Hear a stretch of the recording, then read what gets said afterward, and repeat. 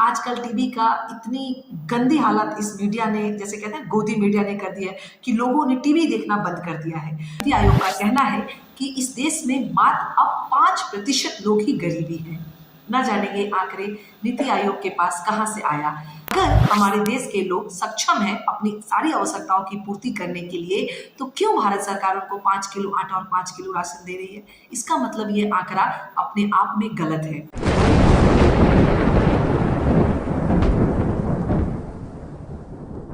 नमस्कार, मैं आरती राय आप सबका स्वागत करती हूँ आपके अपने होस्ट और दोस्त आफ्ताब परवेज के इस यूट्यूब चैनल माय डियर जिंदगी में। दोस्तों, आप मेरा परिचय तो जानते होंगे कि मैं महिला राष्ट्रीय कांग्रेस की कार्यकर्ता हूँ। आज मैं जो बात करने जा रही हूँ वो हाल ही में आए एक रिपोर्ट नीति आयोग की, सरकार के द्वारा जो एक नीति आयोग है जो कि पहले योजना आयोग का काम किया करते, उसने एक रिपोर्ट बनाई है। उस रिपोर्ट में क्या क्या कुछ आंकड़े प्रस्तुत किए गए हैं और मेरी पार्टी का उस पर क्या पक्ष है, मैं वो और क्या क्या आंकड़े हैं उसकी मैं बात आज वीडियो में करूंगी। कहते हैं कि वो आंकड़ा में ऐसा नीति आयोग का कहना है कि इस देश में मात्र अब 5% लोग ही गरीबी हैं। न जाने ये आंकड़े नीति आयोग के पास कहां से आया। नीति आयोग का मानना है कि यह आंकड़ा जो भारत की एक NSSO national sample survey organisation के माध्यम से उन्हें प्राप्त हुए हैं। तो इसके माध्यम से वो कहती है कि भारतवर्ष में मात्र 5% लोग ही गरीबी रेखा से नीचे हैं या अत्यधिक गरीबी है। उसके ऊपर जो भी तमाम लोग भारतवर्ष में हैं, चाहे वह मध्यम हो, मिडिल वर्ग हो या उच्च वर्ग के लोग माने जाएंगे, बस 5%। अगर कुल आबादी का 5% की हम बात करें तो इसका मतलब केवल हमारे देश में NSSO के माध्यम से और नीति आयोग के माध्यम से केवल 7 करोड़ लोग ही गरीबी रेखा से नीचे हैं। ये विडंबना है हमारे नीति आयोग के इस रिपोर्ट का और भारत सरकार ऐसा मानती है। अगर ये बात मान लिया जाए कि चुनाव को देखते हुए अगर ये आया है तो ये हर 5 साल में आनी चाहिए। 2017-18 के दौरान जब ये आया था तब भारत सरकार ने उसको आंकड़े को सार्वजनिक नहीं किया था, लेकिन चूंकि 2024 में जनरल इलेक्शन है और उस इलेक्शन को देखते हुए भारत सरकार ने यह आंकड़ा बरकता चरकता रंगीन दिखाने की कोशिश की है कि अब हमारे देश में कोई गरीब नहीं, कोई बेरोजगार नहीं, सब कुछ आय बहुत अच्छे से बढ़ रहा है, सब लोग समानता है। अगर हमारी बात माने, और मैं कुछ अर्थशास्त्रियों की भी बात करना चाहूंगी जो कि सरकार का पक्ष नहीं है बल्कि न्यूट्रल ढंग से अर्थशास्त्री का काम करते हैं, जैसे कि प्रोफेसर संतोष मल्होत्रा हो गए, अरुण कुमार हो गए। उनका मानना है कि ये जो आंकड़ा है वो सही नहीं है। और चलो मान भी लेते हैं, एक तरफ हम मान भी लेते हैं कि चलो ठीक है, मतलब 140 करोड़ की आबादी में केवल 5% यानी कि 7 करोड़ लोग ही गरीबी रेखा से नीचे हैं, तो क्यों हमारी भारत सरकार को 81 करोड़ लोगों को 5 किलो आटा और 5 किलो चावल देना पड़ रहा है?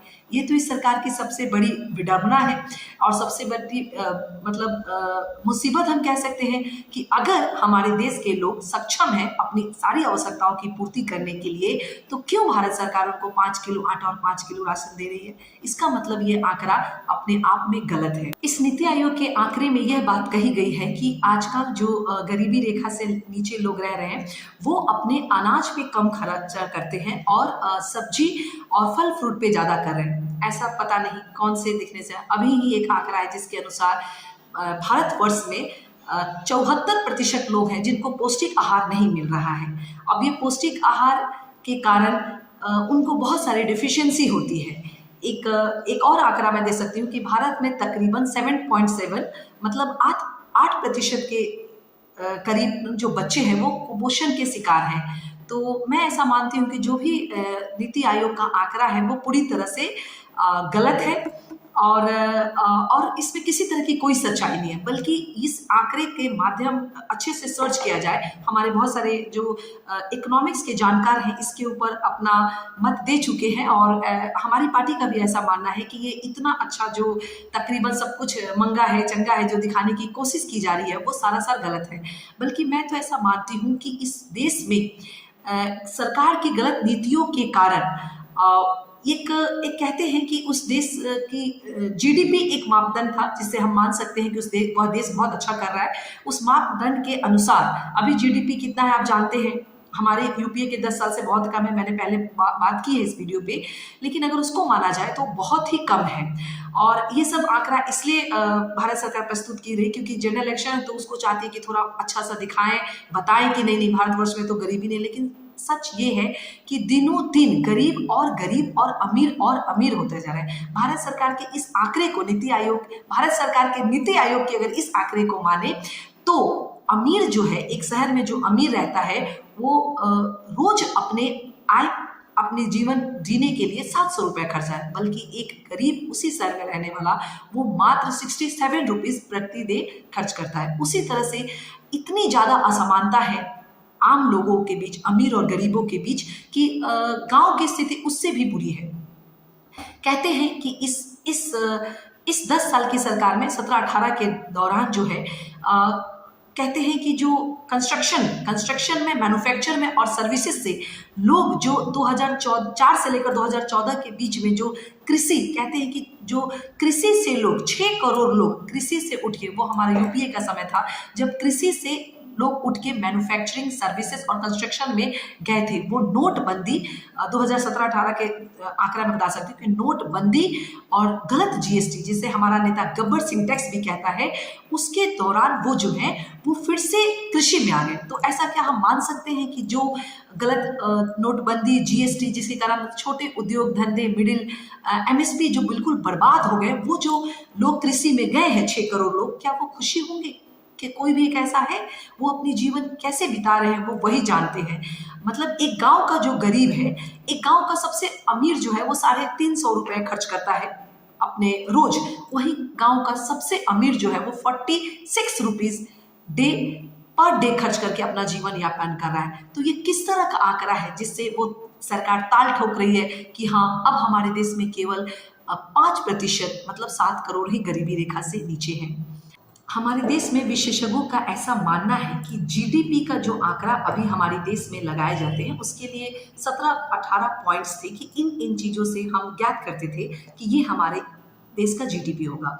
उसमें भी इस सरकार ने बहुत छेड़खानी की है। तो ऐसा विशेषज्ञों का मानना है कि अभी जो हमारे देश का सीपीआई है, जिसे कंज्यूमर इंडेक्स प्राइस कहते हैं, वो तकरीबन 6% है या उसके करीब है। उसे होना चाहिए देश में कम से कम 4%, जो कि नहीं कर पा रही है सरकार किसी कारणवश। वो साफ दिखता है, लोगों के पास आय नहीं है और जो व्यय है वो बहुत ज्यादा है। मतलब सामान मार्केट में बहुत ज्यादा महंगे मिलते हैं। एक उदाहरण के अनुसार मैं कह सकती हूँ कि अपनी आवश्यकता की पूर्ति करने के लिए छोटी कंपनियां जैसे हिंदुस्तान लीवर लिमिटेड, जो कि अपने छोटे छोटे सामान बनाती है, जैसे कि साबुन, तेल, इस तरह के टूथपेस्ट, मंजन, वो कहती है कि मेरा सामान भी नहीं बिक रहा है। तो सोचिए इस भारतवर्ष में कैसे। और यही नहीं, आप एक ऐड तो याद होगा ना हम सबको, जिसमें हम सुनते थे हमारा बजाज, वो राहुल बजाज के जो बेटे हैं राजीव बजाज, उनका कहना है कि मैं टू व्हीलर जो है 2022-23 में उतना भी नहीं बिका जितना कि 2017 में बिका। कहने का मतलब कि लोगों के पास पैसे नहीं है, इनकम नहीं हो रहा है, लेकिन खर्चा हो रहा है। हमारा समय था, हमारे समय में भी इन्फ्लेशन रेट हुआ करता था, लेकिन वो दौर जो वैश्विक आर्थिक मंदी के दौरान भी लोगों के पास पैसा आता था। उसका सबसे अच्छा एग्जाम्पल मैं एक छोटा सा एग्जाम्पल देती हूँ कि इस देश में जो मैं एक छोटा सा मानती हूँ कि जैसे मनरेगा ही था, जो कि अभी उस समय हमने ये निश्चित किया था जब ये आया था मनरेगा 2008 में, कि गांव में रहने वाले सारे भारतवर्ष के लोग जो गांव की काम की मांग करते हैं अपने पंचायत से, उनको 100 दिन का रोजगार देंगे और 150 रुपए हमने उसका किया था। उसकी वजह से थोड़ा बहुत उनके हाथों में पैसा आने लगा था और इतनी महंगाई थी कि हाँ, अगर वो अपने 150-300 जो कमाते थे तो उसमें से वो 100 रुपए बचा लेते थे 300 रुपए खर्च करके। लेकिन आज आमदनी भी नहीं है। आज हम मांग करते हैं कि मनरेगा को 100 की जगह 150 किया जाए। उसकी जो इनकम जो हमने 150 निर्धारित किया उसको, हालांकि वो बढ़ा है, वो अभी 300-400 है, लेकिन उसको हम 500-600 करने की मांग करते हैं। वो भी सरकार ने, बल्कि वो तो मनरेगा पे हमें हंसती है। तो राहुल बजाज भी तो कह रहे हैं कि मेरी भी गाड़ी नहीं बिक रही है। तो ये इस देश में कहते हैं कि 45% लोगों के पास टीवी नहीं। वो बात अलग है कि आजकल टीवी का इतनी गंदी हालत इस मीडिया ने, जैसे कहते हैं गोदी मीडिया ने कर दिया है कि लोगों ने टीवी देखना बंद कर दिया है। तो वो भी है, लेकिन नहीं है ना, 35% लोगों के पास कोई उनका टू व्हीलर नहीं है, मतलब जिसमें साइकिल, स्कूटर, मोटरसाइकिल कुछ भी नहीं है, और फोर व्हीलर तो दूर की बात है। तो ये सब कुछ पैमाने थे जिस पैमाने के अंतर्गत हम मानते हैं कि वह देश विकास कर रहा है। और सबसे बड़ा पैमाना तो कहते हैं कि जब किसी भी देश की, मतलब लोग कृषि क्षेत्र में जब वापस जाते हैं तो वो तो एक विकासशील देश के लिए बहुत शर्म की बात है। और ये सत्य है कि गलत तरह से लगी गई नोटबंदी और बिन विचारे जीएसटी, उसके बाद फिर कोरोना भी है, जिसके कारण हमारे देश में वो याद है ना, जब शहरों से मजदूर पलायन करते हुए अपने गांव में आए तो वो एक आंकड़ा है कि 6 तकरीबन, हालांकि एनडीए मतलब नो डाटा अवेलेबल उनके पास कोई डाटा नहीं है कि नोटबंदी में कितने लोगों की जान गई या फिर महामारी जो आई उसमें कितने लोग मरे, लेकिन ऐसा आंकड़ा माना जाता है कि जब वो वापस आए उस नोटबंदी और जीएसटी के कारण, और कोविड में भी जब वो आए, तो वो क्यों आए? क्योंकि शहरों में उनके पास इतना पैसा नहीं था कि वो बिना कमाए 2 या 3 दिन रह सकते थे। तो आप सोचिए ये कैसे भारत सरकार, नीति आयोग का एक, और इन्हीं के आंकड़े में कितना मतलब अस्पष्टता नहीं है। एक बार कुछ दिन 2 महीने पहले ये कहती है कि देश में 12 जिसे हम कहते हैं मल्टी डायमेंशनल पॉवर्टी जो है वो 11% है। 2023 में ये कहती है कि 19% है, और अब चूंकि चुनाव एकदम सर पे है, अब कहती है कि हमारे देश में मात्र 5%। आपको याद है ना 2 दिन पहले की घटना, एक यूपी में एक ब्रजेश पाल नाम के व्यक्ति ने अपने 10+2+3 की सारी डिग्रियां जला दी। इस देश में किसान समूह बॉर्डर पे संघर्ष कर रहे हैं। मतलब कोई भी एक आंकड़ा इस देश के नौजवान, हर तीसरा ग्रेजुएट काम चाहता है और नहीं मिल रहा है। बेरोजगार की हताश होके आत्महत्या कर रहे हैं।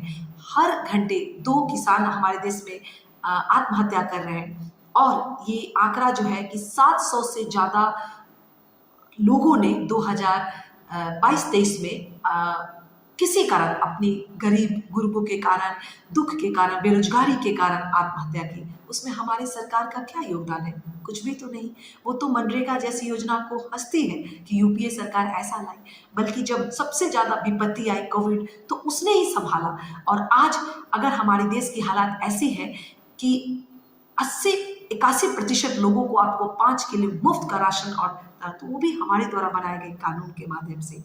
तो मैं बस ये कहना चाहती हूँ कि जो सरकार आंकड़े लाती है, जो आपके समक्ष पेश करती है और ये बताती है कि देश में सब कुछ अच्छा चल रहा है, वाकई में अच्छा ऐसा नहीं है, अच्छा नहीं चल रहा है। ये सब आपको डिपेंड करता है कि आप अपने मत को व्यक्त करने से पहले इन सारे के बारे में सोचें और तब अपने मत का प्रयोग करें। अभी के लिए बस इतना ही, आगे मैं और बातें करती रहूंगी। इतनी सारी बात करने के बाद एक मैं छोटा सा गीत गाती हूँ जो मैं अभी गाना चाहूँगी, और वो गीत इस तरह से है कि अक्षय कुमार का वो गाना है। गाने का बोल कुछ इस तरह से है।